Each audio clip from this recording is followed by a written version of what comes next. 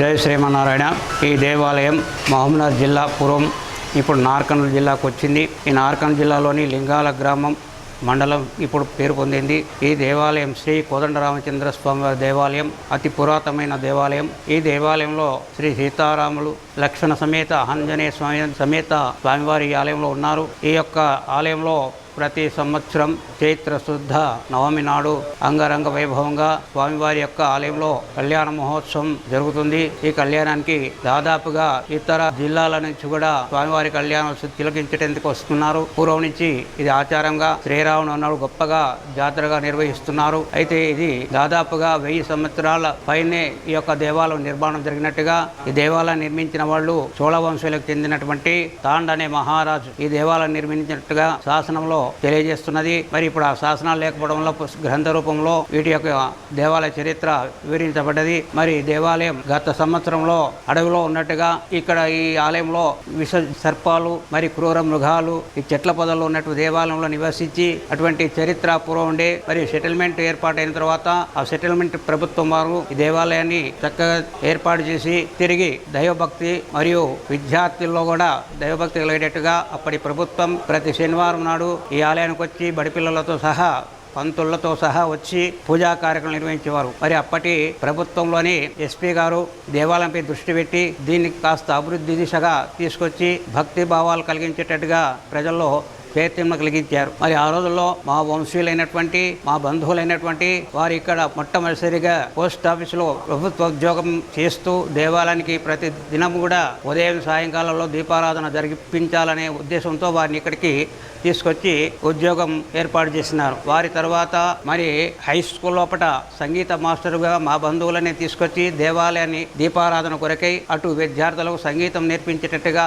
అక్కడ ఇక్కడ తన బాధ్యతలు నిర్వహించినారు. తదుపరి మా అమ్మగారు తండ్రి అయినటువంటి మోహనాచార్య గారు, ఆయన గారు దేవాలయంలో దీపారాధన చేస్తూ గవర్నమెంట్ పోలీస్ శాఖలో ఉద్యోగిగా ఉంటూ తన వంతుగా దేవాలయంలో ప్రతిరోజు కూడా దీపారాధన నిర్వహిస్తూ వస్తున్నారు. వారి తర్వాత మా నాన్నగారు అయినటువంటి దరూరి తిరువెంగళాచార్య గారు, తదుపరి మేము మా వంశీయులం ఈ యొక్క దేవాలయాన్ని ఆనాటి నుంచి ఈనాటి వరకు వదలకుండా స్వామివారి యొక్క సన్నిధిలో సేవలు చేస్తూ ఇక్కడ జరిగే ఆధ్యాత్మిక కార్యక్రమాలలో గ్రామంలో ఉన్నటువంటి భక్తులకు చేయూతనిస్తూ ఈ కార్యక్రమాలు నిర్వహిస్తూ వస్తున్నాం. దాదాపుగా మా వంశీయుల దేవాలయాన్ని 150 సంవత్సరాలుగా నిర్వహిస్తున్నట్టుగా అంచనా వేస్తున్నాం. మరి ఈ దేవాలయం నల్లమల అడవిలో ఉన్నది కాబట్టి ఇది యొక్క గిరిజనులను తీసుకొచ్చి వారికి చక్కటి విద్య మరియు సాంస్కృతిక కార్యక్రమాలు వినయ విధేయతలు నేర్పిస్తూ భక్తి గీతాలు కూడా నేర్పిస్తూ వారికి దేవాలయం యందు శ్రద్ధ కలిగేటట్టుగా చేసినారు. వారి సంతానమే ఇప్పుడు ఈ ఆలయం లోపల దేవాలయ జాతరలకు కానీ ఆధ్యాత్మిక కార్యక్రమాల పండుగలకు కానీ ముందుకు వచ్చి కార్యక్రమంలో పాల్గొంటున్నారు. ఈరోజు స్వామివారి యొక్క సేవా కార్యక్రమం ఉంటుంది. స్వామివారి కళ్యాణానంతరం ముందుగా గరుడ వాహనం, తదుపరి కళ్యాణం, అటు తర్వాత ఈరోజు అంటే 3వ రోజు కళ్యాణం జరిగిన మరుసటి రోజు రాత్రికి స్వామివారి ఆంజనేయ వాహనంపై గ్రామ ప్రజలకు దర్శనమిస్తారు. ఇక్కడ తిరుకళ్యాణోత్సవం తర్వాత అత్యంత వైభవంగా జరిగేది రథోత్సవం. ఈ రథోత్సవం చైత్ర శుద్ధ చతుర్దశి నాడు ప్రారంభమవుతుంది. ఈ దేవాలయము పాంచరాత్ర శాస్త్రం ప్రకారంగా స్వామివారికి ఉత్సవ కార్యక్రమాలు నిర్వహిస్తుంటారు. ప్రతి సంవత్సరం 5 మంటపాలు ఈ దేవాలయంలో రాజులు నిర్మించారు. గర్భ మంటపము, సభా మంటపము, ఆస్థాన మంటపము, గోపురము, ప్రాకారము, యాగశాల ఇలా అన్ని పాంచరాత్రాగమ శాస్త్ర ప్రకారంగా దేవాలయంలో నిర్మించబడ్డాయి.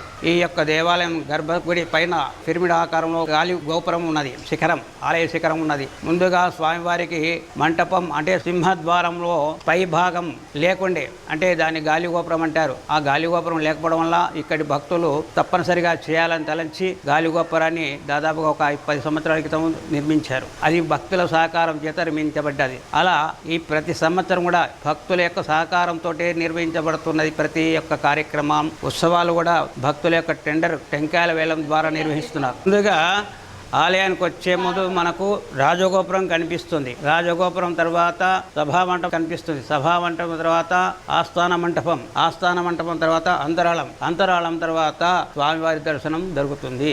ఇలా 5 మంటపాలతో కూడుకున్నటువంటి దేవాలయం అత్యంత అందంగా తీర్చిదిద్దబడ్డది. ఇక్కడ దేవాలయాన్ని భక్తులు రామచంద్రుని దర్శించుకొని సలేశ్వరంలోని ఆ యొక్క నది గుండం లోపల స్నానాలు ఆచరించేటువంటి ఆచారం పూర్వం నుంచి ఉన్నది. ముందుగా రాముని దర్శించుకోవాలి. తదుపరి సలేశ్వర లింగమయ్యను దర్శించుకొని ఇక్కడ విశ్రాంతి తీసుకొని ఓ 2 రోజుల పాటు ఈ పరిసర ప్రాంతాల నుండి తిరిగి తమ గ్రామాలకు వెళ్ళేవాళ్ళు భక్తులు. ఆనాడు వాహనాల వసతి లేదు, రోడ్ల వసతి లేదు. కాబట్టి వారు కనీసం ఒక 5-6 రోజుల పాటు జనసందోహంతో ఈ దేవాలయం కనిపించేది. కానీ ఈనాడు ఇక్కడ ఆనాటి జనసందోహం కనిపిస్తలేదు.